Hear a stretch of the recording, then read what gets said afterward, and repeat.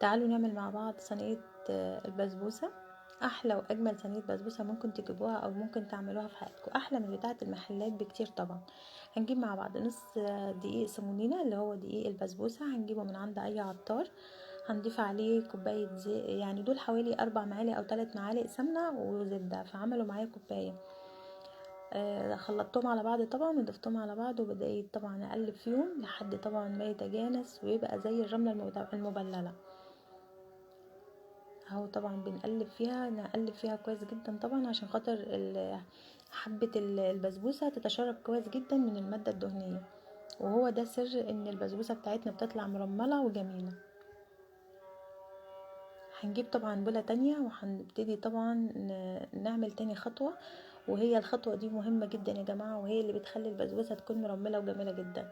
هنضيف فيها معلقة سكر، وهنضيف عليها كمان اي ريحة طبعا عندي اللي هي طبعا ريحة الفانيليا، وهي دي اهم حاجة طبعا بالنسبة للبسبوسة. واللي مش حابب يضيفها مفيش مشكلة، دي حاجة عادية يعني عادي مفيش مشكلة، ممكن ما تضيفهاش. هنضيف طبعا علبة زبادي، هنضيف كمان التانية.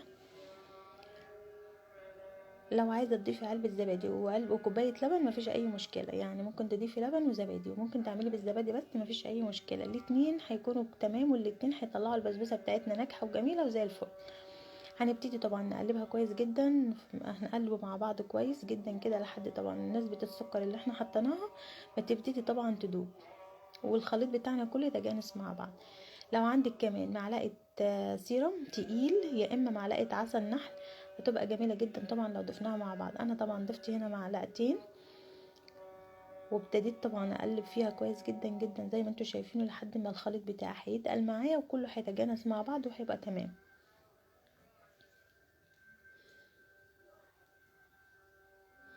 هنبتدي طبعا نجيب الخليط بتاعنا اللي هو خليط البسبوسه مع السمنه دوت يا جماعه، علشان خاطر طبعا دي بسبوسه فانا هضيف له نص معلقه بيكنج باودر. لكن طبعا لو انت جايبه العلب او الكيس اللي هي بتتجاب من السوبر ماركت فانت طبعا مش هتضيفي اي ماده رافعه، لان هو بالتالي بيكون فيه ماده رافعه طبيعيه. مش هتحطي طبعا غير الزبادي او اللبن بتاعك وخلاص على كده والسمنه. لكن دوت علشان خاطر طبعا دي بسبوسه، فانا لازم طبعا اضيف له ماده رافعه خفيفه جدا، فانا هضيف له نص معلقه بس مش اكتر من كده. هنبتدي طبعا نضيف الخليط اللي احنا عملناه مع بعضه كله على بعضه كده، وهنبتدي طبعا نقلب. احنا بنقلب بس تقليب ولكن مش بنعجنها، لان البسبوسه طبعا مش بتتعجن. البسبوسه لو اتعجنت ما بتبقاش كويسه، بتطلع معانا مش حلوه، لان بيبقى فيها عرق وما بتكونش حلوه. احنا كل اللي بنعمله ان احنا بنقلب تقليب خفيف كده بس علشان خاطر الخليط بتاعنا يتجانس مع الماده السائله، مش اكتر من كده. زي ما انتوا شايفين كده كده انا خلطتها طبعا خالص كده، جبت جاهزه طبعا ان هي تتصب في الصينيه. هنجيب صينيه طبعا اي صينيه تكون انت بتحبيها او مش عايزاها تكون عاليه، يعني على حسب نوع الصينيه اللي انت بتفضليه. هنضيف معلقه سمنه او اي ماده دهنيه، ممكن كمان طحينه، مفيش اي مشاكل. هندهن الصينيه بتاعتنا كويس جدا، واهم حاجه طبعا ان انت تدهنيها كويس علشان خاطر طبعا ما تلزقش مننا في الصينيه.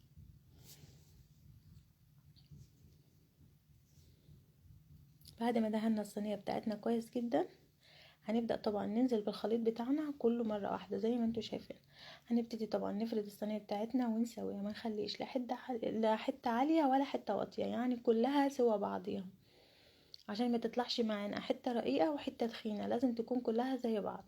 هنبدأ طبعا بعد ما فردناها كويس جدا وسويناها هنبتدي طبعا نشرحها تشريحة بسيطة كده كتعليمة مش اكتر من كده بس، يعني هنعلم عليها تعليمة خفيفة كده بس بالسكينة. هنبتدي طبعا نحددها تحديد خفيف كده برضو مكعبات او شبه السمبوسة، يعني على حسب الرغبة اللي انتي حباها.